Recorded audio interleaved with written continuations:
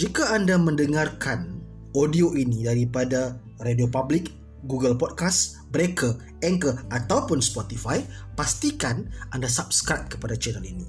Dan sekiranya anda sedang mendengarkan audio ini daripada laman YouTube, pastikan anda subscribe, like, komen dan share.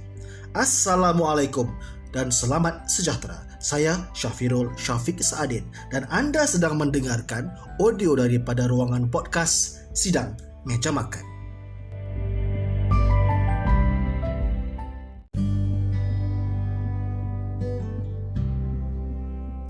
Kalau korang rasa yang COVID-19 ini hanya akan memberi impak dari segi kesihatan semata-mata, atau korang sebenarnya tidak berapa faham atau tidak faham kenapa dunia hari ini mula bercakap tentang kemelesetan ekonomi, teruskan ke sehingga akhir rancangan kerana kita akan bercakap tentang impak, keburukan dan juga cabaran-cabaran yang akan kita sama-sama depani dalam dunia pasca COVID-19, terutamanya skop ekonomi.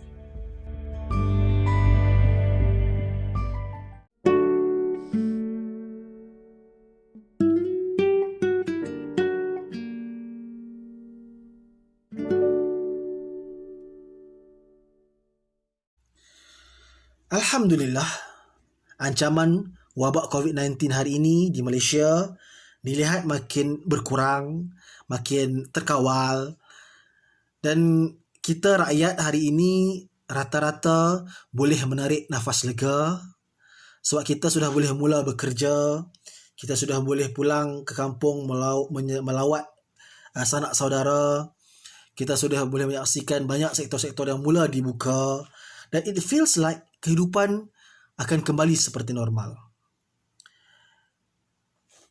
Bagaimanapun kita harus memahami yang secara globalnya dunia masih berperang dengan COVID-19. Dan selain faktor kesihatan yang terimpak disebabkan oleh COVID-19 ini, sisi lain yang buruk disebabkan oleh COVID-19 ini ialah sektor ekonomi. Ianya memberi kesan yang dirasai oleh kebanyakan kita. Ramai daripada Malaysian sebenarnya tidak terjejas secara direct oleh COVID-19 dari segi kesihatan. Tapi hampir semua kita hari ini merasakan impak COVID-19 ini dari segi ekonomi. Of course kita katakan Alhamdulillah dengan keberanian oleh pihak kerajaan dan juga KKM yang berani untuk mengumumkan PKP yang menyaksikan kita berjaya mengurangkan dan seterusnya mengawal COVID-19 ini daripada berpanjangan dalam masyarakat kita. Bagaimanapun PKP yang berpanjangan ini hampir 3 bulan lamanya turut menyaksikan syarikat-syarikat, perusahaan-perusahaan, perniagaan-perniagaan besar atau kecil sekalipun sama-sama terjejas. Banyak yang tak boleh beroperasi, ramai yang tak boleh beroperasi, dan ini secara obvious saja menjejaskan cash flow syarikat-syarikat tadi. Dan sudahnya kita menyaksikan ramai daripada syarikat-syarikat ataupun pengusaha-pengusaha ini yang gulung tikar, tutup, yang tak mampu lagi untuk bertahan disebabkan oleh kegagalan ataupun kekurangan cash flow tadi ini. Maka tak heran dari itu kita menyaksikan peratusan pekerja yang diberhentikan meningkat dengan mendadak disebabkan oleh PKP yang berpanjangan dalam usaha kita menentang COVID-19 tadi. Untuk syarikat-syarikat yang masih bertahan, cabarannya ialah untuk terus beroperasi dengan kos yang paling minimal. Langkah-langkah biasa untuk event yang macam ni seperti pemberhentian pekerja, pemotongan kos operasi, segala overhead dan marketing semuanya sedang rancak dipotong oleh hampir semua syarikat dalam semua sektor sedang berlaku.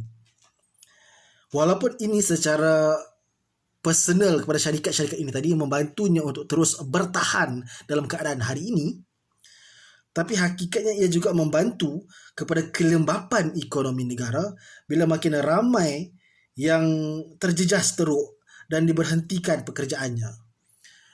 Kuasa beli rakyat makin berkurang, makanya demand kepada whatever supply setiap sektor ini ada akan makin dikurangkan. Dan it is a vicious cycle sebenarnya. Dan rantaian ini diterukkan lagi bila investor-investor yang daripada luar negara mula melihat ini sebagai tanda yang kita tidak mampu menguruskan ekonomi dengan lebih baik. Maka mereka mula menarik keluar wang atau investment mereka, sama ada untuk menyelamatkan diri ataupun pergi ke tempat lain.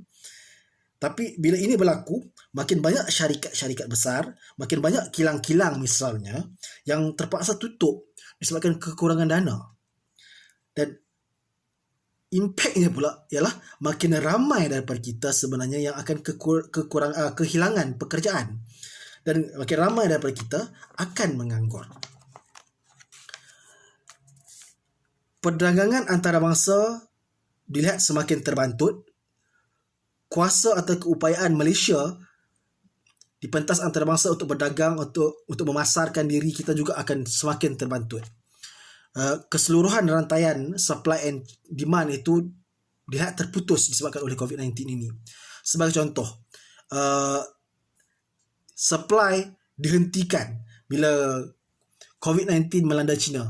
Kilang-kilang yang supply kebanyakan barang di dunia tutup, dan rantaian seterusnya semuanya terjejas disebabkan oleh supply yang diberhentikan. Atau contohnya, demand yang tiada disebabkan oleh lockdown yang dilakukan. Contohnya sektor pelancongan di Malaysia, bila mana kita ada pengusaha-pengusaha, kita ada tempat-tempat dan lokasi-lokasi yang cantik dan sebagainya, tapi tidak ada demand. Orang sudah tidak lagi keluar untuk pergi ke tempat-tempat ini. Dan ini sebenarnya memutuskan terus rantaian supply and demand tadi ni. Dan inilah menjadikannya ekonomi semakin parah dan semakin sukar.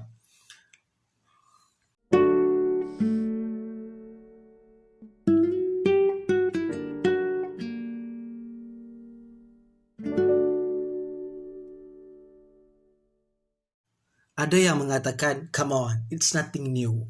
Every 10 years kita menjangkakan economic turndown, economic recession. Benar, tidak dinafikan. Tetapi apa yang menjadikan potensi kegawatan kali ini jauh lebih parah, malah dikatakan yang terburuk semenjak World War II, adalah disebabkan hampir seluruh sektor terjejas secara serentak.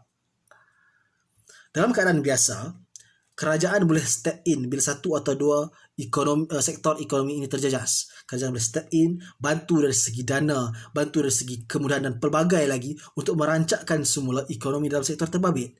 Tapi bila seluruhnya secara serentak terjejas, maka kerajaan mengalami masalah untuk membantu setiap satu daripada sektor-sektor ekonomi ini. Okey, untuk kita bagi lebih faham, saya beri contoh seorang bapa yang seperti biasa akan bagi duit belanja kepada anak-anaknya untuk pendidikan anak-anak dia. Kalau seorang saja anak dia yang akan mengambil exam besar, secara lumrahnya bapa ni akan melebihkan sikitlah perbelanjaan untuk anaknya tadi. Mungkin lebih sebabkan dia nak pastikan anak dia dapat pergi ke tuition yang sepatutnya, ataupun dapat membelikan anak yang tadi ni buku-buku latihan yang sepatutnya dan sebagainya. Itu dalam keadaan biasa. Tapi apa akan jadi jika bapa yang sama ada 6 orang anak yang semuanya akan menghadapi peperiksaan besar? Dengan jumlah pendidikan, jumlah pendapatan yang sama, bapa ni of course, being a bapa, akan usaha untuk bagi yang sehabis baik untuk setiap orang anaknya. Tapi apa yang akan jadi ialah setiap anaknya ini akan mendapat jumlah yang jauh lebih sedikit dan tidak mencukupi untuk keperluan individu anaknya tadi ni menghadapi exam masing-masing. Dan lebih daripada itu, seluruh family pula akan sama-sama perlu ikat perut untuk satu masa sehinggalah anak-anaknya tadi ni dapat lepas exam masing-masing. Itu yang berlaku hari ini dengan ekonomi negara.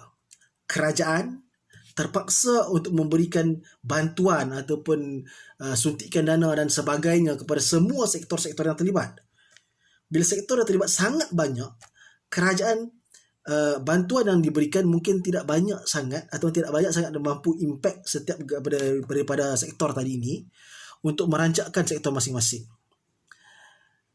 Jadi bila ini berlaku, bukan itu saja, family ataupun dalam hal ini keseluruhan negara akan perlu ikat perut, catu diri, sehinggalah setiap sektor ini kembali daripada landasan ataupun kapasiti masing-masing. Lebih parah lagi, masalah kegawatan ekonomi ini tidak lagi bersifat regional. Macam tahun 98 apabila kita berdepan dengan masalah krisis kewangan Asia 1998. Ianya bersifat regional. Tetapi hari ini ianya lebih bersifat global. Seluruh dunia berdepan dengan ancaman COVID-19. Seluruh dunia melakukan lockdown. Makanya seluruh dunia sekarang sedang berhadapan dan bersiap sedia untuk menghadapi economic turndown ni. Seharusnya semua kita bersiap sedia daripada hari ini. Kami di podcast Sidang Meja Makan mendoakan anda dan semua kita untuk dapat bersama-sama bertenang dan bersama-sama bersatu hati dan berusaha sehabis baik untuk mendepani cabaran yang satu ini. Ada yang antara kita yang mungkin lebih bijak, mungkin lebih bersedia dari segi wangnya, dari segi kebolehannya, dari segi keupayaannya, dan mereka ini melihatkan economic turndown ini sebagai satu sisi ataupun peluang untuk investment. Apa saja dari segi mungkin saham, emas, hartanah, tapi mereka melihatnya sebagai satu peluang, an opportunity of a lifetime untuk investment. Ada antara kita yang sekarang ni susah hati. Adakah aku akan bakal diberhenti? Macam mana nak bagi makan anak bini? Ada antara kita yang memang sudah pun diberhentikan kerja dan hari-hari memikirkan, apa aku nak buat lepas ni? Siapa pun kita, asasnya tetap sama. Extraordinary problem demands an extraordinary solution. Perkara paling pertama dan utama ialah membiasakan diri kita, keluarga kita, unit keliling kita untuk bersedia menghadapi hari-hari depan yang mungkin lebih suram. Ikat perut, berbelanja jauh di bawah kemampuan kita. Ya, kehidupan harus berjalan dan ianya akan terus berjalan.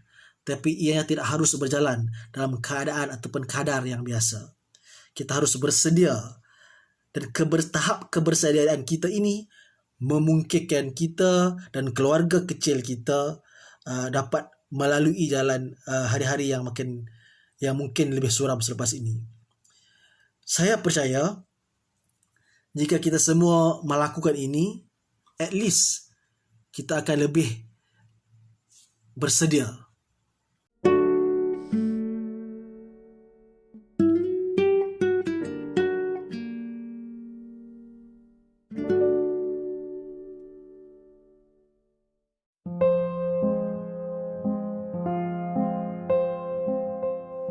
Sekali lagi, jika anda mendengarkan audio podcast Sidang Meja Makan ini, sama ada daripada Radio Public, Google Podcast, Breaker, Anchor ataupun Spotify, klik subscribe. Dan jika anda mendengarnya daripada platform YouTube sekalipun, jangan lupa subscribe, like, komen dan share. Moga dengannya usaha saya akan berterusan dan apa saja kebaikan daripadanya dapat dipanjang-panjangkan. Sehingga bertemu lagi dalam episod yang seterusnya, jutaan penghargaan saya untuk anda yang meminjamkan masa dan telinga. Teruskan sokongan anda dan saya doakan anda bahagia sentiasa. Percayalah, pada saat kita tenggelam punca, Allah sentiasa ada.